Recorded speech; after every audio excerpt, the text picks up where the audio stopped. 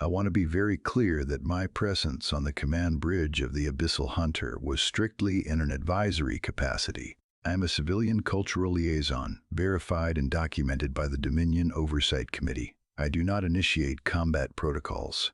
The decision to ambush the lone Terran supply outpost at the edge of the contested sector was Fleet Commander Vale's alone, which I noted in my personal logs at the exact time the order was given. The bridge was properly pressurized. The crew's bioluminescent lures, including my own, were pulsing with the steady, rhythmic blue throb of a standard pre-engagement sequence. We had numerical superiority. We had the element of surprise. It should have been a standard compliance operation. I am documenting this because you need to understand how quickly certainty can collapse. Do not assume you know how this record ends. I was verifying the visual telemetry from the starboard observation arrays when I saw it. There was a shadow on the deck plating near the secondary tactical console. It did not match the console. It did not match the weapons officer standing beside it. The light sources in the Nethkari command center are absolute, rigorously calibrated to prevent sensory interference with our biological lures. Shadows do not simply detach from their physical origins. I checked the environmental baseline, confirming that the automated lighting parameters were operating perfectly within standard variants, which is something I always verify myself, because I have found that automated systems often fail to account for the unique optical scattering of Nethkari bioluminescence. And then I looked back at the deck. The shadow had shifted 2 degrees to the left. Nothing else in the room had moved. I filed the visual discrepancy under a minor hardware fault category in the digital ledger. I did this while my respiratory vents flared in a hard, panicked rhythm. I rationalized this avoidance by citing protocol, reminding myself that civilian liaisons do not interrupt tactical focus for minor visual artifacts. The Terran outpost drifted on the main viewport. It was a miserable, unfortified cylinder of gray metal, completely exposed against the starfield. Vale ordered the primary plasma batteries to charge. The hum of the weapon capacitors bleeding energy into the containment coils vibrated through my foot pads. I noted the vibration frequency in the minor maintenance log. I glanced back at the tactical console. The shadow was thicker now, denser.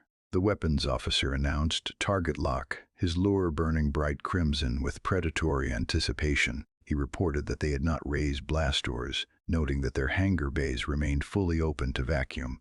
I reviewed the optical feed. The officer was correct.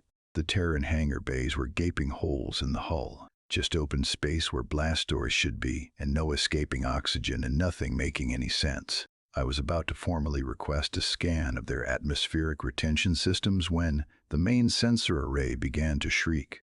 It was not the standard proximity alert. It was the catastrophic overload warning, the one that indicates a gravitational displacement so massive the computer assumes the physical sensors are failing. I pulled up the raw data stream, my hands clumsy, the digits blurring together, the telemetry scrolling across my secondary monitor, which I had calibrated myself before the shift began, because I do not trust the junior technicians with sensitive diagnostic equipment. Indicated the 300 spatial anomalies were simultaneously rupturing the vacuum immediately surrounding the Terran outpost.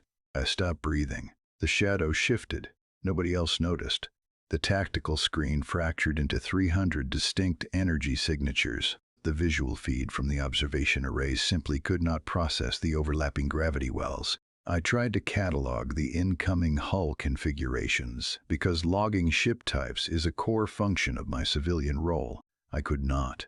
The physical space between my organs seemed to compress. I felt dense, compacted by an invisible atmospheric pressure that was absolutely not registering on the environmental sensors. I remember my secondary heart skipping its rhythm, and for some reason I was deeply irritated that the bridge's temperature control felt 2 degrees too cold. Vale was screaming, firing solutions. The weapons officer was desperately trying to lock on to the new arrivals. They were failing. The spatial ruptures finally settled. The new fleet materialized. It was not a human armada. I identified the sleek, crystalline cruisers of the Zyrelian Ascendancy. I saw the brutal, geometric dreadnoughts of the Kalan Hive. There were merchant vessels retrofitted with heavy railguns. There were automated mining platforms hastily strapped to warp drives. It was a chaotic, mathematically impossible assembly of 5 different empires, none of whom shared formal defense pacts with each other. They only shared one historical data point: a history of systemic famine and a history of Terran grain shipments arriving when their own central governments had abandoned them. We had not just initiated combat with a lone Terran outpost. We had picked a fight with every single species the humans had ever fed. The anomalous shadow on the deck plating vanished. I exhaled, believing the hardware glitch had corrected itself. But then the ambient light vanished entirely. A Kalan dreadnought, dropping its active camouflage, drifted into the space directly above our command bridge. The minor hardware fault was not a fault. It was a Leviathan. The Terran cylinder, still visually unfortified, began to deploy its defensive interceptors. I watched the optical feed, waiting for their internal atmosphere to violently vent into the vacuum because their hangar bays were completely open. It did not vent. The sensors detected a high-frequency magnetic containment field trapping superheated plasma across the bay thresholds.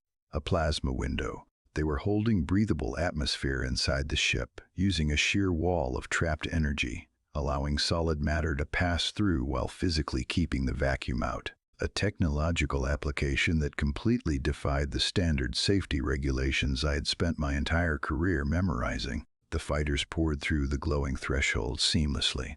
The structural engineering required to maintain that kind of magnetic envelope under combat stress is the main communications console violently overrode our localized dampeners. A wideband transmission flooded the bridge. It was not a demand for our surrender. It was a single, uncompressed audio file, broadcast in standard Terran syntax. Earth remembers. Earth always remembers. My bioluminescent lure flickered violently. Then it went entirely, completely dark. The primary sensory node of my species, the light that guides our hunting in the abyss, was extinguished by absolute biological terror. My jaw locked open in a silent, involuntary scream. Vale did not authorize the plasma batteries to fire. I noted this in the official log. Nobody fired anything.